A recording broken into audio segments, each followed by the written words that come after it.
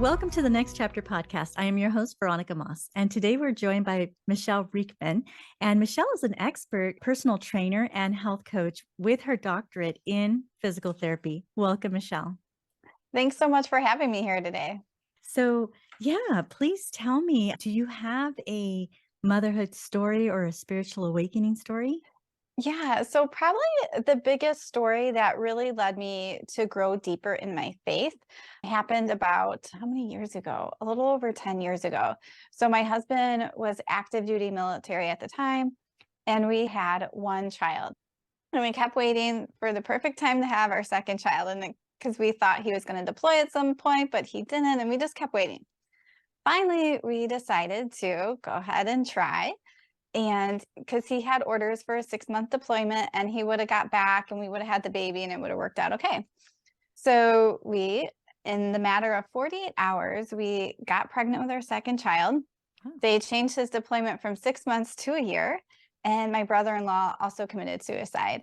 So in a really short amount of time, a lot of stressful things happened. And it was really hard. And I was a mess for quite a few weeks. There was a lot to deal with. And then knowing everything that happened with my brother-in-law, but also only knowing I had a couple months left with my husband and then I was going to have this baby, by myself. It was a lot to take in. And I remember talking with one of my friends on the phone who is also a military spouse and just bawling my eyes out. But also it was a really releasing experience because I'm the type of person where I don't really cry in front of people, and I haven't been very good with dealing with my feelings. I have definitely grown in that over the years, but it felt really good. And she pointed me towards a book, and it led me to the scripture, I can do all things through Christ who strengthens me. And I really just held that and used that verse and used that whole year deployment as a time to grow. So I started doing yoga and doing deep breathing with that, taking time for self-care, and also just taking time to grow spiritually. And when I look back on that year, I don't look back on it as a year that was really hard. It was hard, but I also got to spend time with my family that we had lived away from because we were a military family. So I actually look back on it as a good time that I got to spend with my family. And there were definitely some hard parts, especially having a newborn by myself and not getting enough sleep. But I sort of used that as a time to really grow. And it was a real turning point for me. Okay, yeah. So first, I would like to thank you and your family and your husband for all that you do and all the sacrifices that you go through. I can only imagine what you must go through when he's on deployment. My brother is in the Army and he has done quite a few tours overseas. So I understand how hard it could be on the family because you're together, but kind of like a single mom while he's on deployment. And you're not, Yeah. but that's what it could feel like. Am I right? Yeah. And it's even as a family unit, that is really hard. But it's also really hard coming back together Yeah. because you're so used to doing things on your own, and it's just really hard to get back in that flow. And it's a little hard when they get back. I mean, it's like a joyous time, but then it's a little hard too. It throws you off your rhythm. Yeah. Right. Yeah. Okay. Now, you mentioned yoga and getting back inward and spiritually. I know that yoga can get you to a point. It's not just exercise, it's just a real good time to also reflect. So, do you use yoga for that as well? Yeah. So I'm actually a certified yoga teacher too. Okay. So there's lots of different things that yoga can be or that you can use it for. So you can do a more relaxing yoga that focuses more on stretching and the breath. And that's a really good way if you're someone that has a hard time sitting still or meditating, is to do that deep breathing and focus your mind, but maybe you're stretching a little bit. So it just gives you that little bit of something to do if you need to. So I do doing it for that aspect, but I also like doing yoga for exercise where Mhm. I am doing strength training and working my muscles throughout it. But I think the nice thing about yoga is that it incorporates your breath, which we know when we take those deep belly breaths, that we are calming our nervous system, and it's really restorative. So even if you're exercising and working out hard, if you're incorporating that breath, it really helps. And yoga also focuses on stretching and all these other aspects, and it really focuses your mind that other types of exercise don't do. So Mhm. even now I'm in a season of, my husband just got a job in Phoenix, so we're moving across the country. So my Exercise has been shifted to going back to doing more yoga and going outside and doing walks because those are really restorative in a way that I just feel better in my body, but also that I just feel better mentally. Okay. Yeah, that's wonderful. So you're a mom of 4, and Yeah. how old are they? Yeah. So my kids are 5, 10, and 11, and those three are boys. And my oldest is 15, and she is a girl. Okay. All right. So then how do you find the time to like bring everybody together? Because more than anything, you're a health coach and it starts at home, right? So you start with your kids, you start with yourself and your spouse and your family. How do you get all the kids to be just as excited for like healthy planning and exercise and getting involved, or are they just like naturally like to be outside type of thing? So the kids all vary, and they're not all Mhm. excited about healthy food or vegetables for dinner. And some of them like to exercise and move more than others. Like I have one son that just loves all sports, loves to be active. And then I have some that would rather just sit inside and read a book or do Legos all day. But as a whole, like we might go out for hikes on the weekend or just encouraging them to like, hey, you're going outside for an hour. You need to go play outside, not giving them a choice really, but just that we are a family that likes to stay active and be outside and use our body. And I think just through conversations, we talk about that nutrition piece. So, yes, they can have sugar. They had Halloween candy. They might have treats here and there, but we talk about not overdoing sugar, what sugar does to our body, and why we eat more fruits and vegetables and things like that. So they may not always be excited, but they're definitely learning and incorporating that because I think, especially as parents, the values and what we teach our kids for all things, but especially around health, that's what they're going to do when they leave the house. So, really having them that strong foundation because it's really hard. And childhood obesity is growing rapidly, and I mean, we just turn our head and there are all these ads for unhealthy food. When we go out to eat, the portions are huge. It's always about sugary drinks. So, really trying to set them up with some foundation, but knowing that you don't have to be perfect and they don't have to be perfect. So now that you mention it, now, do you recommend reading labels or what are the buzzwords that you look out for on foods out there? Because sometimes, like, as much as you want to provide whole foods and natural homegrown foods, sometimes it's just easier just to grab that granola bar or grab those like boiled eggs at Costco. So, Yeah. do you pay attention to the labels or do you just look for certain buzzwords?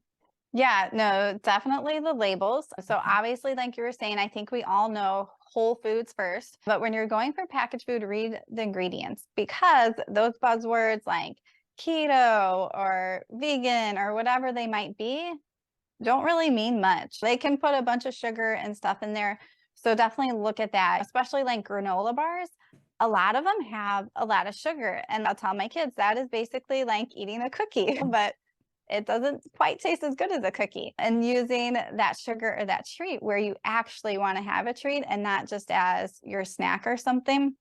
And when you go to look at the labels, making sure that one, you know what all those words are and really looking for whole ingredients within that nutrition label. So avoiding the artificial flavors and sugars and dyes and just all that stuff that our body really isn't meant to process.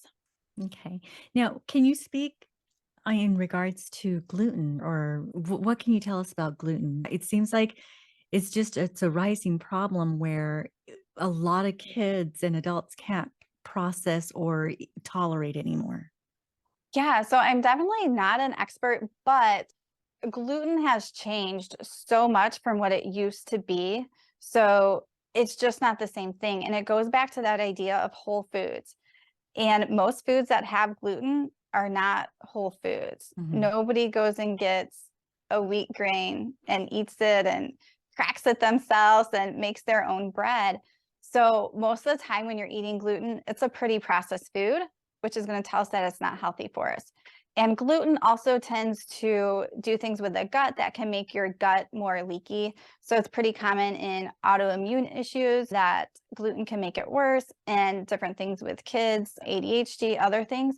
So it's one of those things to try. So if you or your child are wondering if it bothers you, take it out for a little bit and then put it back in and see. But overall, even if it is something you're eating, you probably shouldn't be eating a lot of it because it is highly processed. Okay. Now, what about with dairy? With dairy foods, for a while, it was a lot of like lactose intolerant people, and which was me. I was one of them. And now I can tolerate it a lot more. However, there's a lot of inflammation. And with talks of myocarditis, which is a condition that I have, that's mostly to do with inflammation in the body. So, what can you tell us about inflammation in the body? Yeah. So, we also have these different genes, and the different genes that we have help us to break down food. So, some people are going to do better with dairy, some aren't. It's the same thing with carbs and fats. So, there's not like one right answer that carbs are bad for you. It also goes back to these genetic differences. So, the idea of trying it out for yourself and seeing what that is. And dairy can absolutely be inflammatory, and it goes back to the idea most of our dairy is highly processed. But even if you're getting like dairy from someone's farm that hasn't been pasteurized, it could still be inflammatory. So if it is, it's a good thing to avoid. And I also know some people like with acne, because dairy is inflammatory, it can flare up and they can break out from that. With your health, you need to take a really individualized approach and test things out for you. And if you feel like you aren't getting answers from conventional medicine, then look into and research and try some other things, because it is hard to change your diet and take gluten or take dairy out. But if that makes you feel better, it's a really easy fix. So just try things out and really be encouraged of taking your health into your own hands if you feel like you're stuck and you're not getting the help you need. Okay. Yeah, sounds great. So tell me, Michelle, you mentioned that your husband goes on deployment and it's hard to get used to coming back. And so, how do you get yourself organized and get used to a new rhythm again? Yeah, honestly, I think we're like always going through different changes or seasons with school starting or just different things going on. So I think it's always that sense of regrouping.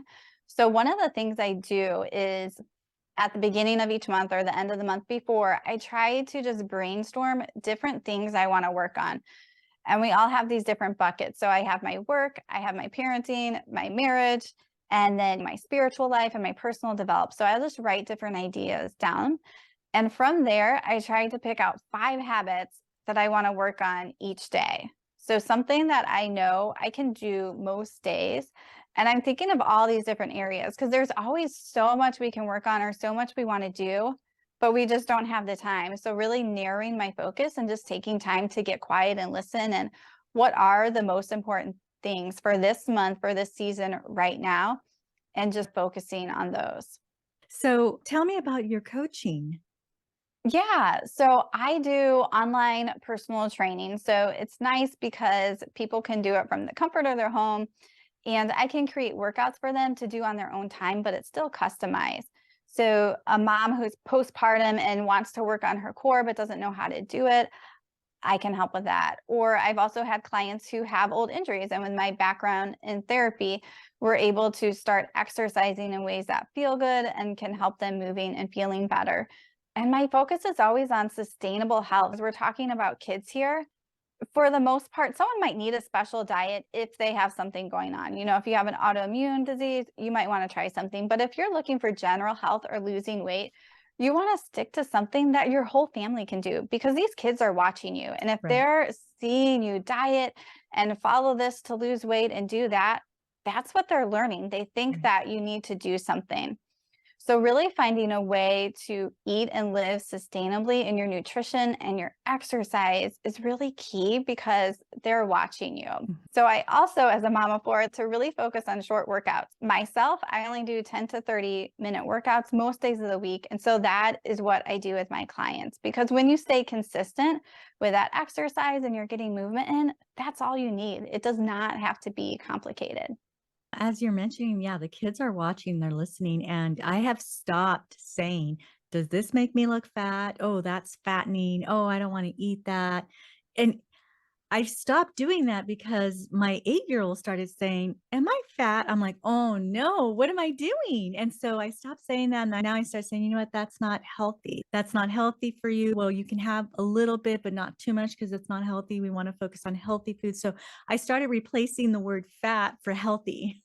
Yeah, yeah, that's perfect. We just say things and they're also going to hear Mhm, things from other people. So my mhm, daughter was even picking things up. I don't know if it was TV or from a friend, but I'm like, she hasn't heard me say that. Our culture is so into the diet culture and the mhm. cycle of that. And really just teaching our kids some healthy habits and allowing those treats in there, or that grace that they can eat this. But most of the time we do this and we move our bodies and really just creating that. So when they get older, they're not stuck in those traps of falling on a diet and feeling bad about themselves. I mean, how many women have said they look fat or feel bad about themselves when they don't? Yeah. So I hear you mention habits. So I used to think that first I'll develop a schedule and then I'll start developing the routine. But what I'm noticing, it's more about changing your habits and building on those habits to become your routine. Yeah, absolutely. So when I work with clients in the app I use, we work on habits. So nobody's following a certain diet. Nobody has to meet a certain calorie goal or restrict necessarily, but we're focused on habits and it varies to the person. So maybe that person needs a water habit to drink enough water because something that simple makes a big difference, especially if someone isn't drinking enough. Or maybe we're going to focus on getting enough protein or getting enough fiber in because a lot of people just don't get enough fiber in. So you can start working on these pieces of nutrition as a habit without following a diet. And then that just becomes a habit. Oh, I have protein with every meal, or I have vegetables with most meals, or I have a big salad every day. And it just becomes that habit because then you don't have to think about it. And it just becomes a way you live. I'm a healthy person. I move my body every day. That's a habit. Or I eat vegetables every day. And it just starts to become who you are. Okay, yeah. So then let me ask you this. So for busy moms, let me explain first. I've been two types of moms, right? I've been the very busy mom, working two jobs, single mom. I don't have time to think about meal planning or exercising. I'm in survival mode. And so whatever's drive through, whatever is packaged, that was easy. I would do that. Then I was lucky and fortunate enough where I could have the choice to stay home and raise the kids. And raise my 3 youngest ones. And so at that point, I decided, okay, well, if I get to be a stay-at-home mom, then I'm going to do everything right. And I'm going to breastfeed. I'm going to make sure that I'm eating correctly. I'm going to make sure that everybody else is eating correctly. And the babies, I'm making their own baby food. And so I've done both, right? And then now I'm the third mom where it's like, they're a little bit older. That's a lot of work. I don't want to do that anymore. I want to come back into the workforce. And I'm starting to notice where I'm starting to waver off of they don't need me that much, but they still need me in order so that I can feed them healthy because I'm still working from home. So, how do these three moms that are probably listening right now, how would they be able to focus more on nutrition for not only themselves, but for their children as well and their families as well, and make time for that? Yeah, first, you have to keep it simple. And I think a lot of times we think healthy eating has to be complicated. And I could totally relate to what you were saying. And I also think we get into the trap of thinking we have to be perfect and we know this ideal or the best thing to do. And we can't always do it. And that's okay. So, just like when I'm working with a client, maybe they have 5 different bad habits that I know if they could change, they could get to where they want. But we're human beings, so we might only change one and we might have 4 bad habits. Taking note of where you are right now and really focus on keeping things simple. So I love doing freezer meals, especially for soups as it gets to winter, is just chopping all of it up and taking a couple hours and prepping a bunch of them because if you have a bunch of vegetables chopped and made into a soup, it's just easy to pour and to eat healthy. So it takes a little bit of planning and prep, but keeping it really simple. And also fresh fruit and veggies. Like we've had that before where maybe we have something else, but you can pull carrots or celery or cucumbers out and still get vegetables in, and it doesn't really take much time. So I think as you start to learn some simple things that you can do to still eat healthy, it makes it easier. And it doesn't have to be perfect. Like my kids, I had homeschooled them the last 6 years. We put the three boys in school this year. And like we were talking about gluten before, all the kids are fine with it, but it's really not a healthy food. But they do sometimes take bread and a sandwich to school, even though I don't think that's great. And if they were at home, we probably wouldn't do that because it's easier to do other things. So noticing that sometimes you may have to do something that isn't great, but just thinking of it as a whole of what you're doing. Can we talk more about homeschooling? So, when you homeschool the kids, how did you keep them engaged with? Because if you're a personal trainer and you're a health coach, I imagine you're very outgoing, like very nature bound, very of the earth type of person. So, how do you keep the kids engaged while you're homeschooling? Yeah. I'm more of an introvert and a quiet person. And I have one child that he was very good at, here, I want to do this and get it done. And then I have Mhm. another child that was like, I'm getting distracted. And he definitely needed more engagement. But there is really a lot of homeschool curriculum out there that you can do those different things with, and different kids are going to do better with different things. So, just like in our health, it's the same thing with their education when you're really able to individualize it by homeschooling is you're going to find different math works better for different kids, and the same thing with reading. And I think also just taking that time to get outside with them, to do some nature studies, to walk, and to do some fun science experiments. Probably science experiments were a fun one for my boys for sure. Ever since the pandemic, I think that was the greatest thing that came out of it for myself and my family was that we decided to do homeschooling, and it's been a pleasure ever since. It's a blessing ever since. Yes. Yeah. So Okay, how yeah. is homeschooling going for you? It's been going great. I really did like it, honestly. I just started getting busy and then they wanted friends and I Yeah. moved to a new state and I don't have anybody here. I don't know anybody. I have no family, no friends right now. Yeah. When they wanted friends, I had joined some play groups and homeschool groups and Yeah. it was going really great, but they needed a lot more. And so then I put them into a homeschool bridge program. Okay. It works out the best for me. It really does. Nice. So they do that for 3 times a week, and then here at home, I just continue to do Yeah. more like language arts, more math, and some field trips. I Yeah. can't really do science and history. I go off on tangents. So I try to stick to the small basics and let the Yeah. professionals handle the rest. Yeah. Where are you at? I'm in Idaho. Idaho. Yeah, that's nice. They have a bridge program like that. Yeah. Where are you at? I'm in Southern Illinois, right by St. Oh, Louis. okay. Yeah, and with starting my business, it just got too much. And I did it for 6 years and just felt really burned out. But I like also my oldest is still homeschooled, but she's in high school, so she does a lot on her own. But I still love homeschooling. I do too. I was so Mhm. timid and afraid of it, and I kept thinking because I wanted to, but I was just afraid. I'm like, "Oh, I don't know if I'm good enough to teach these kids anything." But it's like you're teaching kids all day long. If you're a mom, if you're a parent, you're teaching Yeah, them all day long anyway, and there's nothing that I can't learn to teach them. absolutely. It really is a blessing, and like I said, I'm very fortunate that I had the choice to do it. Yeah. Yeah, and so I put my boys, 2 of them are 5th and 6th grade, and, like, they got into advanced math.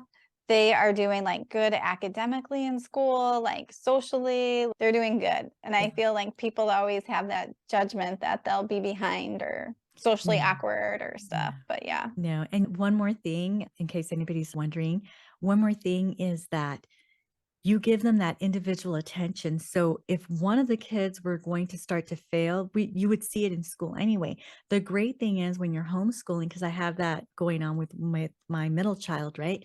And when you have them at home, you're able to capture it and you're able to give them that individual attention and a lot more patient because the teacher to what's the ratio right now? Like 30 kids, 35, 40 kids to a Y teacher. yeah. They can't receive that kind of individual attention. Yeah, definitely. Yeah, Yeah. don't even get me started about the public school system, but It's difficult. Yeah. yeah. It's hard, but it's a blessing ever since. Yes. Okay, Michelle. So if I had a listener who was interested in more information from you, what can you offer my listeners? Yeah, so I have two things. So first, you can head to my website and I have a meal planning made easy. Since we were talking about that, I use this way where I plan a month of meals in 30 minutes. And once you get this down, it becomes really easy and you create a master list.